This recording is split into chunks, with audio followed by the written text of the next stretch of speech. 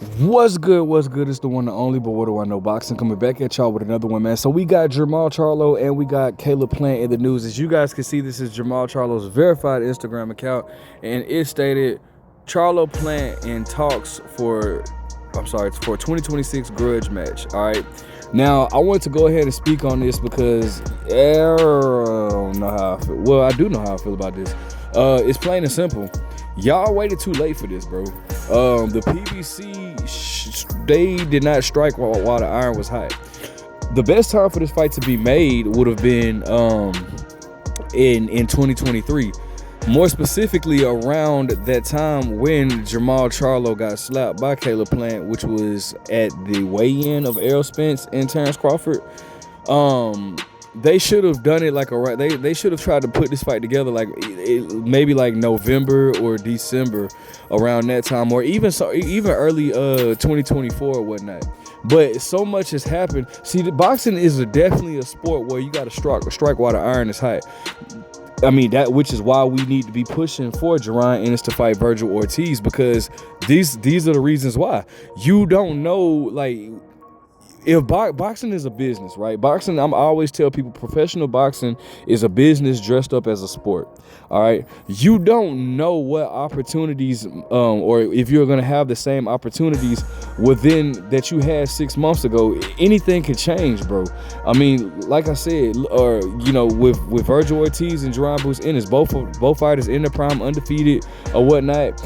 If at any point an upset can happen and it can be ruined or whatnot. Not everybody is like Floyd Mayweather and Pacquiao, where you had two legends who were, I mean, just doing big. Both fighters were doing like 1 million plus pay-per-views on their own without fighting each other. You had just that, and it just so happened to be that, they were in the same weight class. That normally doesn't happen where you have two mega stars like that in the same weight class. That's, you don't have that. That's not the case with Jerron Ennis and Virgil Ortiz. I mean, like I said, look how many fights we've missed out on. Deontay Wilder versus Anthony Joshua. I'm going to always go to that fight because you had that fight was a situation where the buildup could not have been any better on paper. Like, you literally had the perfect scenario, bro. Two heavyweights, one from America, one from the UK. Both undefeated, both knockout artists, and for all the belts in their prime, like, literally it could not have been better than that, and we missed out on that. So you have to strike while the iron's hot. Jermall Charlo and Caleb Plant made very big news with their altercation. I mean, I stated this before. If you go to YouTube and go look at the shorts, like, bro, it has like 26 million views on YouTube now. 26 million views, bro. It would have been amazing for them to go ahead and make that fight then or whatnot, bro. Or at least do what they tried to do this year. Then, like, because I do believe Caleb Plant was coming off of a loss with David Benavidez or whatnot, and Jermall Charlo was still inactive. So they should have done what they did this year, like 2023,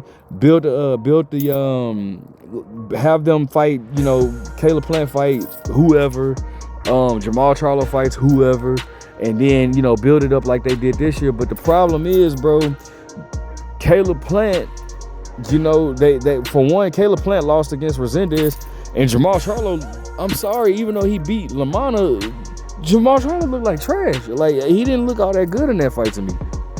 Not good enough to where I'd be confident in him facing another elite fighter or another top fighter.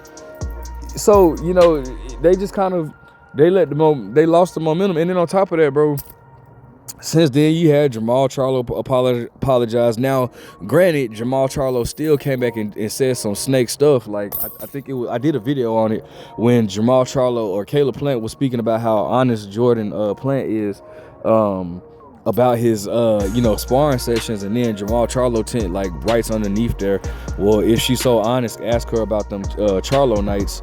I thought that was very childish, and I thought that was a low blow. But Jermall Charlo did kind of spark some stuff up, but Caleb Plant never addressed it and spoke on it. As a matter of fact, Caleb Plant actually spoke on when Jermall Charlo apologized and was like, you got your leg back, I was out of line. So, the momentum for that fight has kind of gone away or whatnot, and that's 100% due to the PBC not striking while the iron is hot. Now, as far as the fight though, I mean, I'm gonna still watch it. Even with all that being said, I'm gonna still watch it. I'm gonna keep it a buck with you. Yeah, Caleb Plant lost to Resendez, and even Edgar Berlanga, who has known to have a public feud with Caleb Plant, even he stated, like, bro, I feel like Caleb Plant just didn't take that fight serious. Maybe that's the case. I don't know. You know, Caleb Plant is no longer working with Breadman or whatnot. So I don't know, you know, hopefully I don't even know what Caleb Plant is going to do as far as his trainer.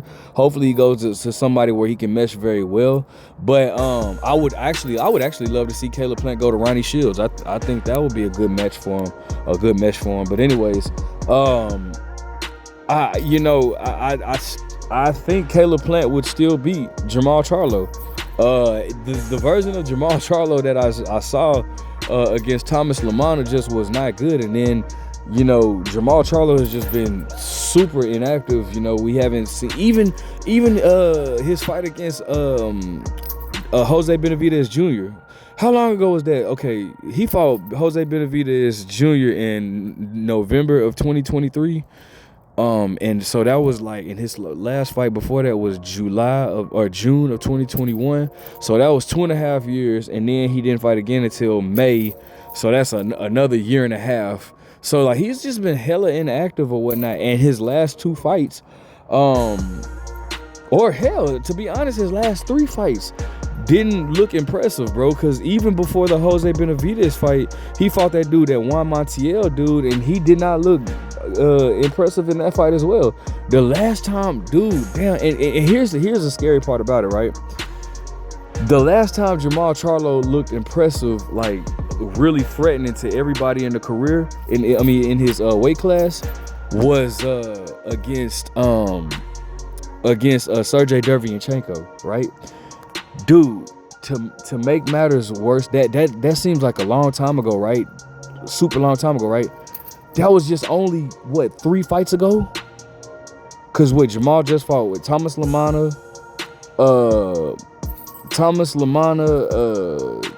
Benavidez, and then Juan Montiel.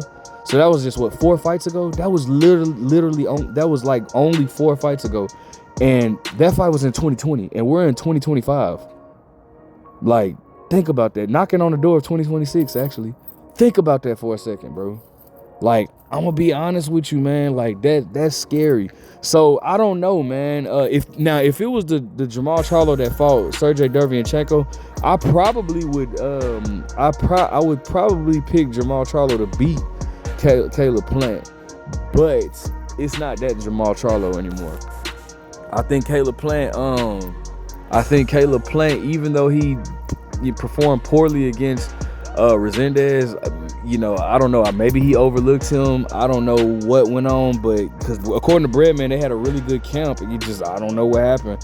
Could have just been one of them off nights. Who cares? I think that Caleb Plant is going to he's going to go into this fight with a chip on his shoulder. He feels like he has something to prove, and you know, I really think we're going to see a very good version of Caleb Plant. I really do.